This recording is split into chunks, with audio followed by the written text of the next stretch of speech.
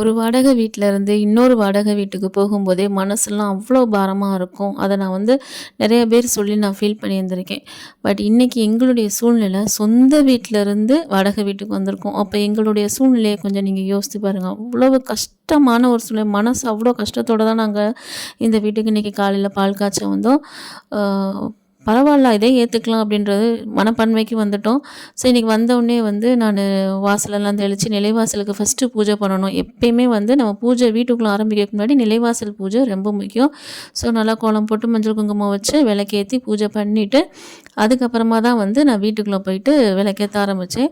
பிரம்ம முகூர்த்தத்திலே நம்ம வந்து பால் காய்ச்சணும் அப்படிங்கிறதுனால, நைட்டே வந்து நாங்க சாமி படங்கள்லாம் தொடச்சு, எல்லாம் சந்தன குங்குமம்லாம் வச்சு, விளக்குக்கெலாம் அ பொட்டெல்லாம் வச்சுட்டு, எல்லாமே ரெடியா தான் வச்சுட்டு போனோம். ஸோ காலைல வந்த உடனே வந்து ஸ்டார்ட் பண்ணிறணும் அப்படின்றதுனால நாங்க போயிருந்தோம். ஸோ இன்னைக்கு அத விட ஸ்பெஷல் இன்னைக்கு ஆடி 18ஆம் பெருக்கு அப்படிங்கிறதுனால, கொஞ்சம் பூஜை கொஞ்சம் அதிகமா தான் பண்ணணும். ஸோ அதுக்கு தேவையான பொருட்கள்லாம் நாங்க வாங்கி நைட்டே எல்லாமே ரெடி பண்ணி வச்சுட்டோம். வளையல், மஞ்சள் குங்குமம், பழங்கள் எல்லாமே பண்ணியாச்சு. குலதெய்வம் செம்பு வந்து காலையில நாங்க உள்ள வரும்போதே நிறைகுடம் செம்பா தான் வந்து நாங்க உள்ள எடுத்துட்டு வந்தேன்.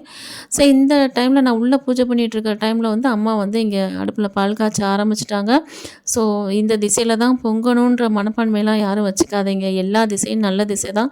ஸோ எங்களுக்கு இன்னைக்கு நல்லாவே பால் பொங்குச்சு. இவ்வளோ கஷ்டமான சூழ்நிலையும் ஒரு சின்ன சந்தோஷம்.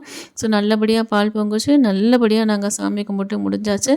ஸோ எந்த கஷ்டமான சூழ்நிலையும் நம்ம ஏத்துக்கிற மனப்பான்மைக்கு வரணும் இல்லையா? ஸோ அதனால இந்த கஷ்டத்தையும் நாங்க ஏத்துக்கிட்டோம்.